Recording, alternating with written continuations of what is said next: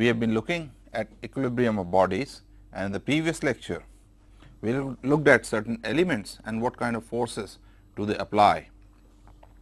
For example, we looked at smooth surface, a rough surface, and we saw that on a particular body a smooth surface applies a normal force, on a particular body a rough surface applies a normal force as well as it is capable of applying a frictional force. Then we looked at a hinge joint and saw that this can apply force both in the x and the y direction, and we looked at fixed or welded joints, and we saw that this is capable of applying a force in the y, in the x directions, as well as it can create a torque. We had solved examples using this, this and this. Now, let me solve an example using a fixed joint. For this, I take a household example of a gate.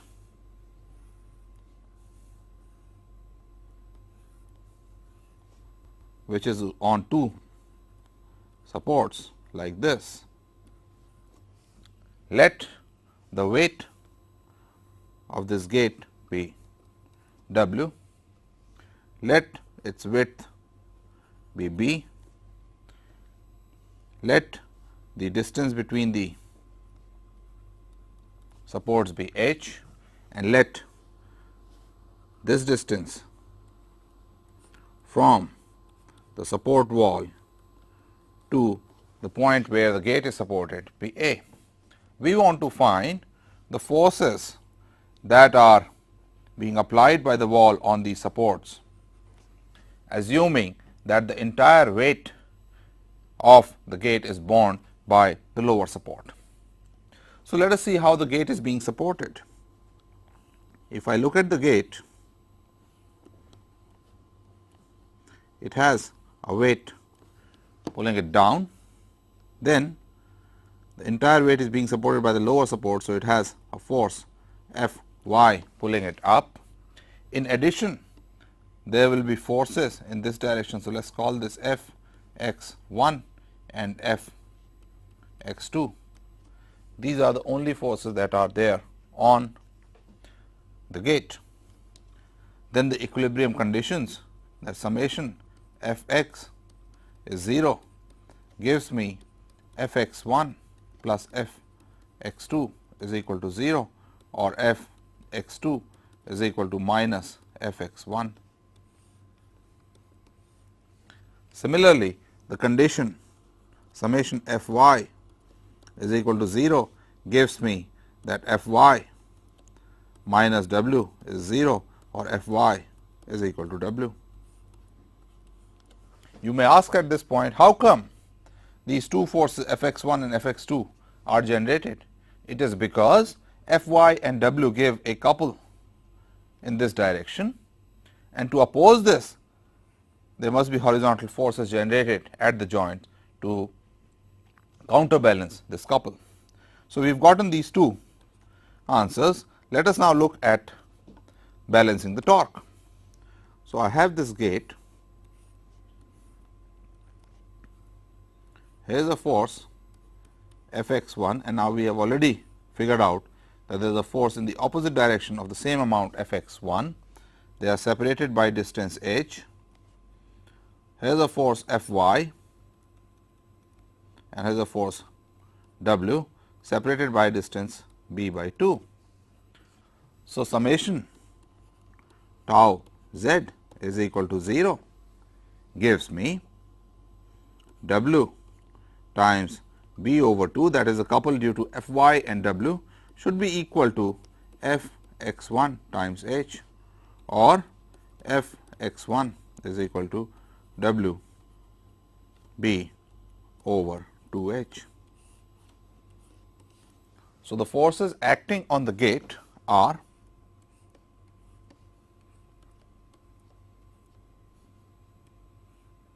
W, W, this way W times B over 2 H, and this way W times B over 2 H. These are the net forces acting on the gate. How about the supports themselves? If I look at the support, this is the wall, this is one support, this is the other support. This support, the upper support, is pulling the gate in by a force F x 1, which is W B over 2 H, and therefore, gate must be pulling by Newton's third law the support in this direction with W B over 2 H. Similarly, on the lower support, the gate is being, let us look at the pushed, gate is being pushed this way. So, therefore, there will be a force pushing the support in with a force W B over 2 H. On the lower support, there are more forces. The lower support is providing a vertical force W to the gate, and therefore, there must be a force W pulling it down. Now, we are ready to calculate forces and moments generated on both the supports inside the wall. So, for the upper support, the only force is this way, W B over 2. So, the fixed support is capable of providing another force, W B over 2 H. It will pull it in with the same force W B over 2 H. For the lower support, situation is slightly more complicated. This distance is A, there is a force W down, there is a force W B over 2 H this way. Therefore, at the wall, with respect to this point, there would be a force to balance the vertical force F y. To balance the horizontal force, there will be a force F x, and there will be a torque tau. Let us see what these values are. So, straight away F x is going to come out to be W B over 2 H, F y is going to come out to be W, and the torque is going to come out to be W times A, but not in this direction, because this is the same direction as the W is providing. The direction would be this way. So, this is the torque generated at the support. So, this is one example of how a fixed support is able to support the applied forces from outside, both vertical and horizontal, as well as a torque applied from outside. Having done all this, let me now solve 2 or 3 examples for you from the book of Merriam.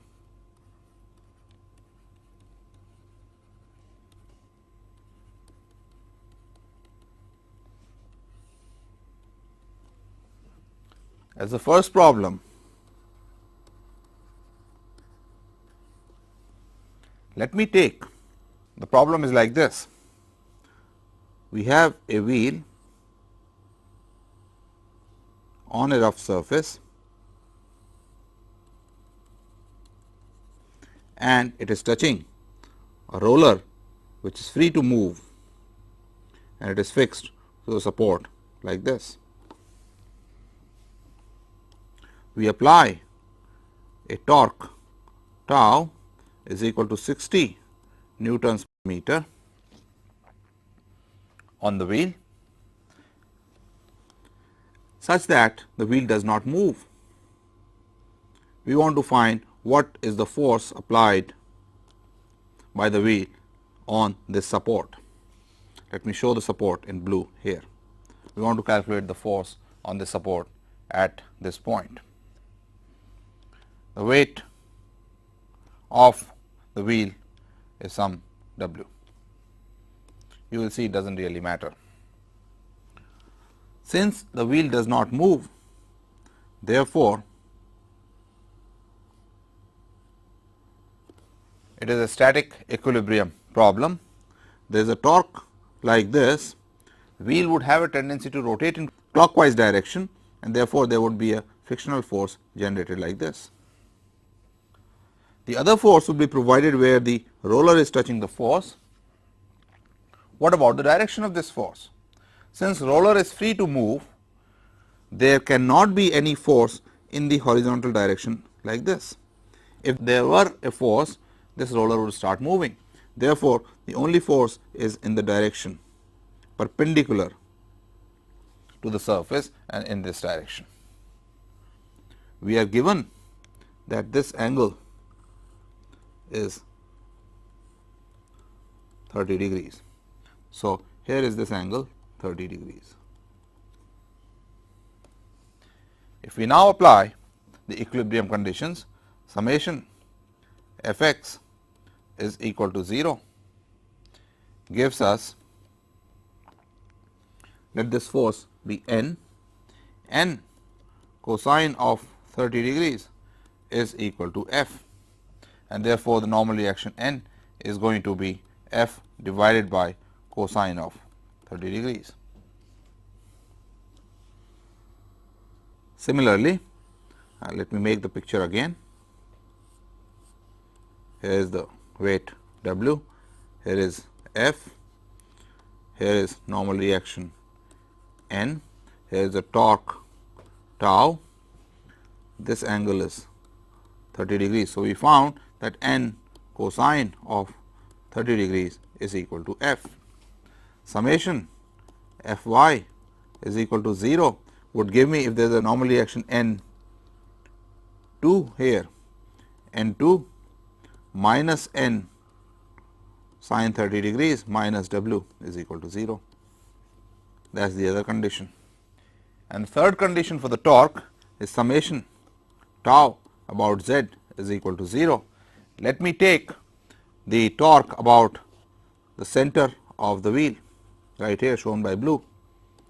If we do that, the torque due to normal reaction N due to this force vanishes. That is the advantage of taking torque about this point, and therefore, I would have F times the radius of the wheel is equal to tau applied, which is 60 newtons meter, and therefore, F is equal to 60 over r. The radius r is given to be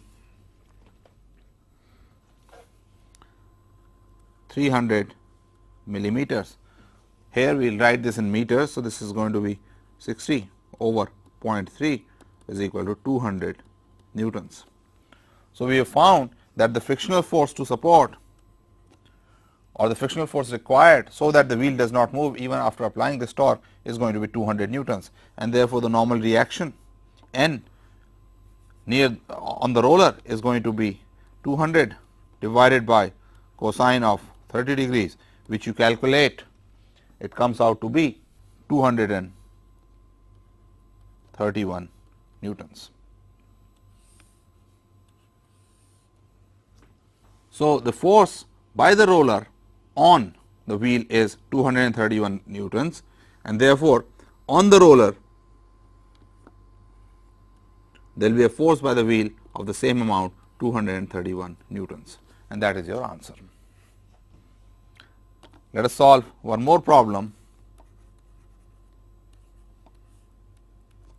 and this is, suppose we have a block of wood or steel and it is being clamped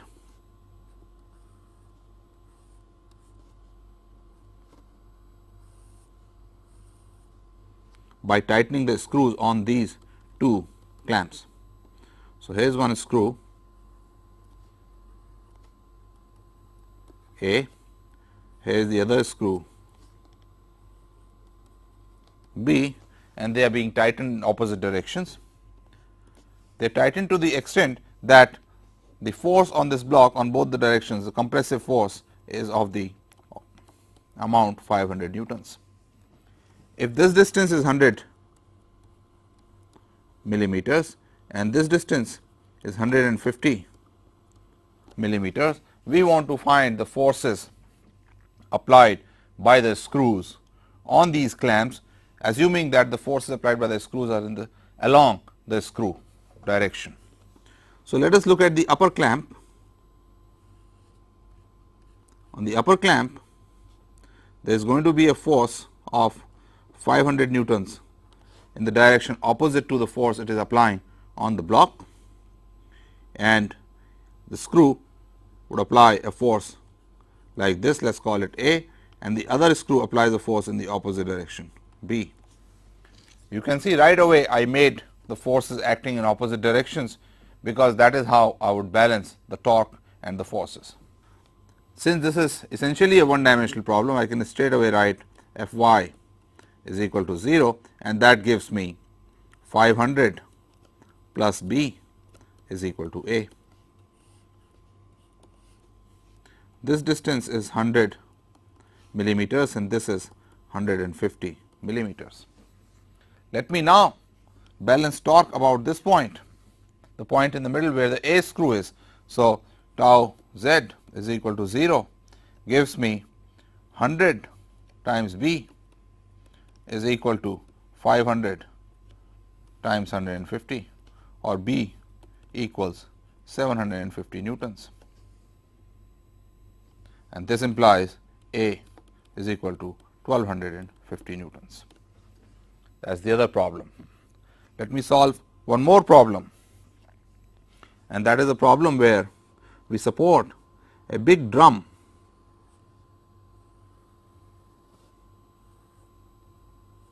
this is problem 3 on cylindrical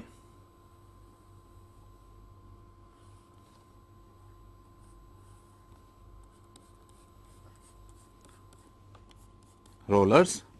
The radius of the drum is given to be 1800 millimeters. Its weight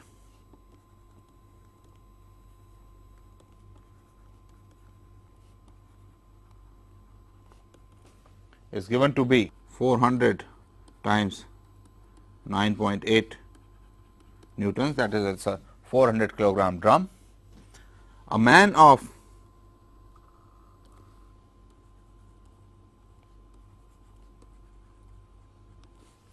mass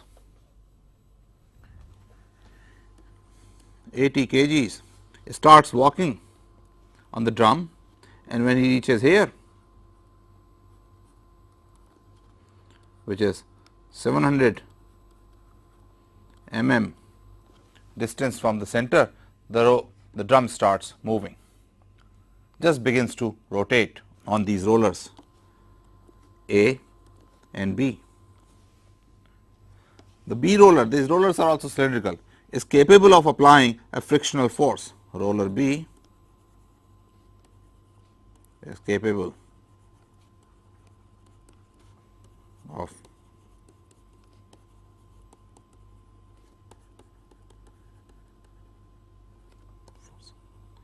that is why it is only after the man moves a certain distance that the drum starts rolling. We want to find the reactions on A and reactions on NB. To solve the problem, let us make this drum and see what all forces are acting. There will be a force R A acting here, there will be a force R B acting here. The man is at this distance 700 millimeters. There will be a force of 80 G acting this way, and there is a force of 400 G acting this way. The angles are given to be 30 degrees and 60 degrees here. In addition, since the drum has a tendency to rotate like this, there will be a frictional force, let us call it F, at roller B, which is capable of applying a frictional force. Now, we have written all the possible forces that are there on the drum, and let us now apply our equilibrium conditions. So, if we write summation f x equal to 0 summation f y equal to 0 and summation tau z is equal to 0. If we want to find f, that we can do right away. So, let us first apply the torque equation to find f. For this, let us take the center of the drum as our point about which we take the torque. In that case, the only torques that will be coming into picture would be torque due to this weight and torque due to f. If we do that, we will find that torque equal to 0 gives us 80 g times 700 minus 1800, which is the radius, times f is equal to 0. Notice that I did not divide by 1000 to convert 700 and 1800 into meters, because I am using the same units mm on both the forces, and this gives me force F is equal to 80 times 9.8 times 700 over 1800, which comes out to be 305 newtons. Having determined the frictional force F, it is easy to find R A and R B by taking the force conditions. I will leave that exercise for you, but give you the answer, which comes out to be R A is equal to 3770 newtons and R B comes out to be equal to 2352 newtons.